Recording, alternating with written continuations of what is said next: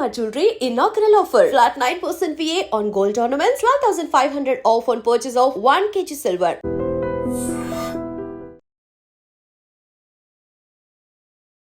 Guys, మనం ఎంతగానో wait చేస్తున్న ఓజీ ట్రైలర్ కూడా వచ్చేసింది. సెన్సేషన్ అనేది కూడా క్రియేట్ చేస్తుంది పవన్ కళ్యాణ్ గారి మాస్ సంభవం.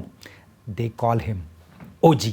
మరి అయితే ఈ ఓజీ ట్రైలర్ ఎలా ఉంది అండ్ సెన్సేషన్ క్రియేట్ చేయబోతూ ఉందా? బాక్స్ ఆఫీస్ రికార్డులను బద్దలు కొట్టబోతుందా? పవన్ కళ్యాణ్ గారు ఎలా కనిపించబోతున్నారు? ఇలా బోల్డ్ అయిన విషయాలు అనేది కూడా మనతో పాటు షేర్ చేసుకోవడానికి ఇప్పుడు మనతో పాటు కూడా సీనియర్ ఫిల్మ్ క్రిటిక్ అయిన ధీరజ్ అప్పాజీ గారు ఉన్నారు. సార్తో మాట్లాడదాం. Hi sir. Hi Chanakya. OG గురించి పేరు దిగానే నాలో ఒక పూనకం వచ్చేస్తుంది. ట్రైలర్ అలా ఉంది అండ్ ప్రీ రిలీజ్ ఈవెంట్ చూసినప్పుడు కూడా అంటే పవన్ కళ్యాణ్ గారి సో మొత్తం ఏంటంటే అంత వర్షం పడుతున్నా కానీ ఆయన తెచ్చిన ఊపుతోనే ఆ యొక్క ఈవెంట్ సక్సెస్ అయిందేమో అని కూడా అనిపించింది. ఇంతకు ఎలా ఉంది సార్ ట్రైలర్? ఎలా ఉంది?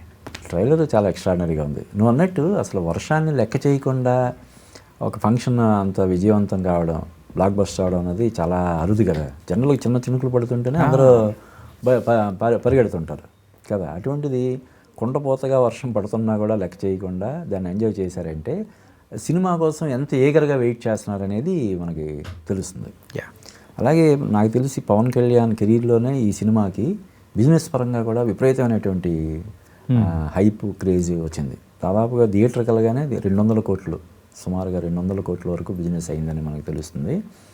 దాన్ని అందుకునేలాగా, దానికి రీచ్ అయ్యేలాగా ట్రైలర్ ఉందని చెప్పొచ్చు. అయితే ట్రైలర్ జస్ట్ ఒక 2-3 రోజులు ముందు విడుదల చేయడంలో అసలు అర్థం లేదు కదా. అది మాత్రం గుండెలో గుచ్చినట్టు ఆ డిలే అనేది ఫ్యాన్స్ అనే కాదు, జనరల్గా కూడా ఇప్పుడు ఒక సినిమా వస్తుంది, ఇంక ఎల్లుండు చూడబోయే 2-3 రోజులు చూడబోయే సినిమాకి ట్రైలర్ ఎందుకు? కనీసం బాలీవుడ్లో అయితే చూడు, ఒక 3 months బిఫోర్ రిలీజ్ చేస్తారు, 3-4 months బిఫోర్ రిలీజ్ చేస్తుంటారు. కనీసం 1 month, కనీసం ఒక 2 weeks బిఫోర్ రిలీజ్ చేయాలి. మరి అంత ఎక్స్పెక్ట్ చేయకుండా 1 week ముందైనా చాలు.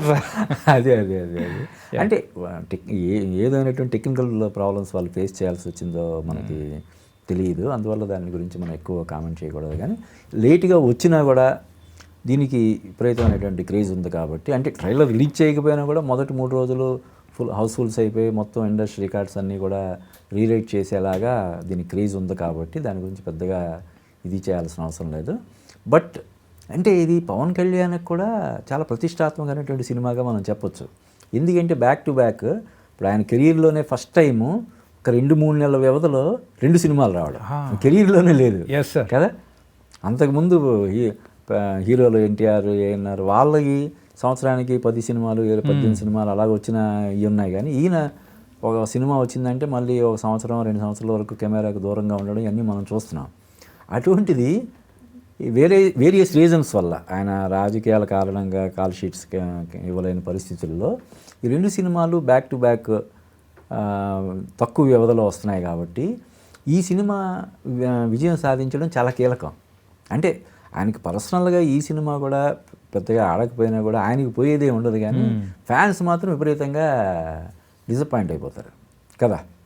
అంటే ఏం లేదు, ఎవరైతే పవన్ కళ్యాణ్ని వ్యతిరేకించే వాళ్ళు, లేదంటే రాజకీయ కారణాల వల్ల ద్వేషించే వాళ్ళు పండగ చేసుకుంటారు కదా, వాళ్ళు భయంకరంగా ట్రోల్ చేస్తారు కదా. అందువల్ల ఈ సినిమా హిట్ అవ్వాలని పవన్ కళ్యాణ్ ఫ్యాన్స్ అందరూ కూడా మామూలుగా కంటే కూడా ఇంకా ఎక్కువ కోరుకుంటున్నారు.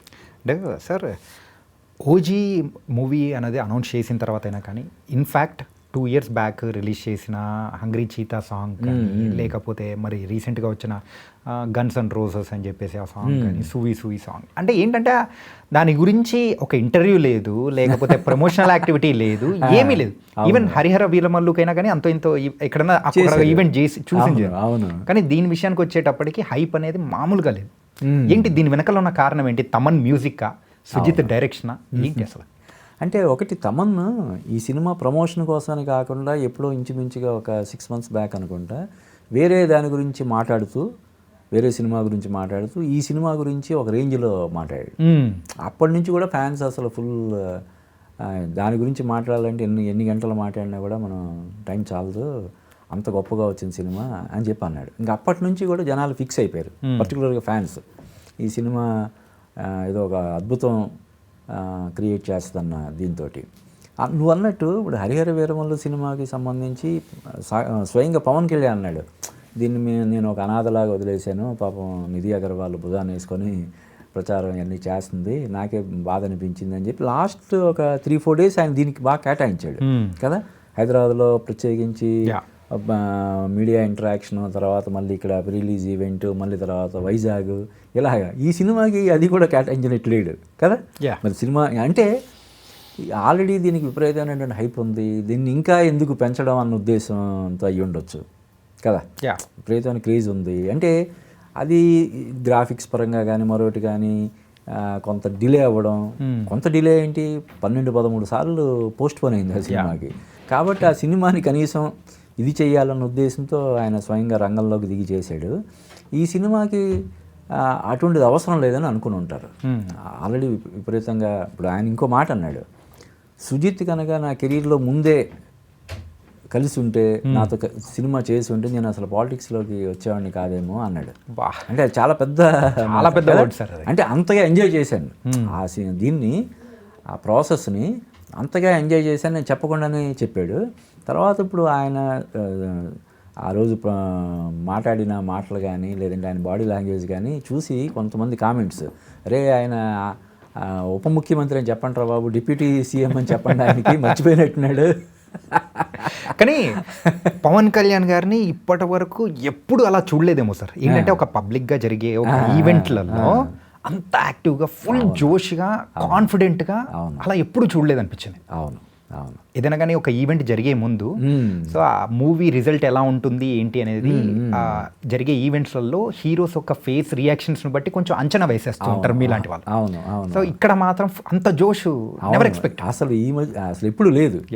ఇంకొకటి ఏంటంటే రాజకీయ కారణాల వల్ల ఆయన కొంచెం బాడీ వెయిట్ అది పుటాన్ చేసి ఇలాగా ఉన్న పరిస్థితి నుంచి ఇప్పుడు నీకు హరిహర వీరమల్లు టైంకి కానీ ఇప్పుడు కానీ చూడు, సినిమాలో పవన్ కళ్యాణ్కి బయట పవన్ కళ్యాణ్కి పెద్ద తేడా కనిపించట్లేదు కదా. లేకపోతే ఏమంటారు, అంత గ్రాఫిక్ రా అని చెప్పి ఇది చేయడానికి అవకాశం లేకుండా ఆయన అంత ఫిట్నెస్ పరంగా అంత కేర్ తీసుకోవడం అన్నది నిజంగా హ్యాట్స్ ఆఫ్ చెప్పాల్సినటువంటి విషయం అన్నమాట.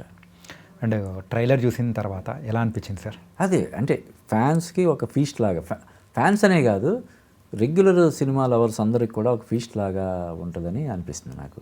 అండ్ స్టోరీ కూడా చూస్తూ ఉంటే రెగ్యులర్ స్టోరీ లైనే, అవును, కాకపోతే అది పవన్ కళ్యాణ్ గారి ట్రీట్మెంట్, సుజిత్ గారి అవును డైరెక్షన్ అనేది మనకు. అవునవును. అంటే ముఖ్యంగా సుజిత్ అంతకుముందు ప్రభాస్తో చేసినటువంటి సినిమా కొంత డిసప్పాయింట్ చేసిన నేపథ్యం, అంటే బాహుబలి తర్వాత రావడం వల్ల సాహో సినిమా అంచనాలని అందుకోలేకపోయింది. అయినప్పటికీ దాదాపుగా ఒక 500 crores వరకు కలెక్ట్ చేసింది. కానీ బాహుబలితో కంపేర్ చేసినప్పుడు ఆ సినిమా కొంత డిసప్పాయింట్ చేసిందని చెప్పి ఒక ఇది. దానికి ముందు అతను డైరెక్షన్ చేసినటువంటి సినిమా పెద్ద హిట్, శర్వానంద్ తోటి చేసిన సినిమా. ఈ మళ్ళీ సాహోకి దీనికి చాలా గ్యాప్ వచ్చింది, టైం దొరికింది అతనికి. ఏదైతే సాహోతో అతనికి వచ్చిన చిన్న ఇది ఉందో, డిసప్పాయింట్మెంట్ ఉందో, దాన్ని మొత్తం ఇది చేసేలాగా, మటుమాయం చేసేలాగా ఈ సినిమా కోసం కష్టపడి ఉంటాడని నేను అనుకుంటున్నాను. డెఫినెట్గా పవన్ కళ్యాణ్ ఫ్యాన్స్ అందరూ, ముఖ్యంగా రీసెంట్గా వచ్చిన హరిహర వీరమల్లు మిగిల్చిన ఆ నిరాశని ఇది పారద్రోలేలాగా ఉందని నాకు అనిపిస్తుంది. అంటే కటానాతో ఆయన ఎంట్రీ కానీ అంటే చెప్పుకుంటూ పోతే చాలానే ఉన్నాయి. అవునవును. అండ్ సార్ మరి ఎక్స్పెక్టేషన్స్ పెట్టుకోవచ్చు అంటారా? డెఫినెట్గా. అంటే దీనికి బెస్ట్ ఎగ్జాంపుల్ ఏంటంటే మనం కాదు, మనం ఏముంది, నీలాంటి ఫ్యాన్స్ అయితే 1000 రూపాయలు పెట్టి కొన్ని చూస్తారు, మేమైతే మీడియా దాంట్లో ఫ్రీగా చూస్తాం. కానీ ఇప్పుడు ఇందాక నేను చెప్పాను, ఈ సినిమాకి దాదాపుగా 200 కోట్లు బిజినెస్ అవ్వడం అనేది. ఒక రూపాయి ఖర్చు పెట్టాలంటేనే ఇప్పుడు ఎవరైనా 1-10 సార్లు ఆలోచిస్తారు. అటువంటిది 50 కోట్లు 60 కోట్లు 80 కోట్లు పెట్టి సినిమా ఏరియాలు కొంటున్నారంటే వాళ్ళు ఎంత బ్యాక్గ్రౌండ్ వర్క్ చేస్తారు. వాళ్ళని అడిగి వీళ్ళని అడిగి ఎలా వచ్చింది అదని ఇదని రకరకాలుగా వేరియస్ సోర్సెస్ నుంచి వాళ్ళు ఇన్పుట్స్ తీసుకొని అంత ఇది ఇన్వెస్ట్ చేస్తారు కదా. కాబట్టి ఇది 200 కోట్ల రూపాయల బిజినెస్ అయ్యిందంటే ఏ రేంజ్లో ఉంటుంది అన్నది మనం ఎక్స్పెక్ట్ చేయొచ్చు. అండ్ సినిమాకి పేరు మార్చుకుంటున్న మ్యూజిక్ డైరెక్టర్ గురించి మనం మాట్లాడుకుందాం. అఖండ సినిమాకైతే నందమూరి తమన్ అయిపోతూ ఉంటాడు, అండ్ పవన్ కళ్యాణ్ గారి సినిమాకైతే కొనిదెల తమన్ అయిపోతూ ఉంటాడు. మరి ఈ మూవీకి మ్యూజిక్ పరంగా కానీ తమన్ గారి నుంచి ఎక్స్పెక్ట్ చేయొచ్చు అంటారా? డెఫినెట్గా. అంటే తమన్ మామూలుగానే ఆ బీజిఎం చేయడంలో ఒక అతను ఎక్స్పర్ట్. Yeah. అద్భుతంగా, అంటే సినిమా ఏమీ లేదన్నప్పుడు అది ఎవరు ఏం చేయలేరు కదా. యా ఇప్పుడు హరిహర వీరమల్లు కీరవాణి ఎంత గొప్ప మ్యూజిక్ డైరెక్టర్, ఏం చేయగలుగుతాడు సినిమాలో విషయం లేనప్పుడు. కానీ తమన్ ఇందాక మనం చెప్పుకున్నాం, తమన్ ఈ సినిమాకి సంబంధించి అతను ముందు నుంచి బ్రాండ్ అంబాసిడర్ లాగా, ఒక మ్యూజిక్ డైరెక్టర్గా కాకుండా ఒక బ్రాండ్ అంబాసిడర్ లాగా ఉన్నాడు. సో డెఫినెట్గా ఇది తమన్కి అతని కెరీర్లో మరో బిగ్గెస్ట్ బ్లాక్ బస్టర్ అవుద్దని మనం ఎక్స్పెక్ట్ చేయొచ్చు. ఓకే. అండ్ తెలుగు సినిమా రికార్డులను చెరిపేసే అవకాశాలు ఉంటుందా? డెఫినెట్గా. అంటే చెప్పాను కదా, దీనికి జరిగిన బిజినెస్ని మనం దృష్టిలో పెట్టుకొని ఉంటే, దాన్ని దృష్టిలో పెట్టుకొని మనం మాట్లాడినప్పుడు ఖచ్చితంగా ఇది మళ్ళీ ఒక రికార్డ్స్కి ఒక బెంచ్ మార్క్ లాగా నిలిచే అవకాశం ఉందని మనం చెప్పొచ్చు. అది కాకుండా ఇంకా హాలిడే సీజన్, అది ఇంకా సీజన్ అడ్వాంటేజ్ కూడా. ఇప్పుడు మామూలుగానంటే అసలు ఏ సీజన్ ఏం లేకుండా వస్తేనే ఒక దీనిలాగా ఉంటుంది కదా, ఒక సునామీ లాగా ఉంటుంది. దానికి సీజన్ అడ్వాంటేజ్ తోడైతే ఇంకెలా ఉంటుంది? సినిమా బాగుండి సీజన్ అడ్వాంటేజ్ తోడైందంటే ఇంక రికార్డులన్నీ కూడా బద్దలవ్వాల్సిందే. Okay, so nice sir. And ప్రతి ఒక్క ఫ్యాన్ వెయిట్ చేసేది కూడా 25th బొమ్మ ఎప్పుడు పడుతుంది అండ్ 24th ప్రీమియర్స్ ఎప్పుడు ఏంటి అనేది. ఓజీ మీద ఎక్స్పెక్టేషన్స్ అయితే చాలా వరకు ఉన్నాయి. And never before ever after అన్నట్టు కూడా పవన్ కళ్యాణ్ గారిని మేము చూడబోతున్నాం. Correct. Yeah, so thank you so much for your review. Thank you Chanakya. Thank you sir.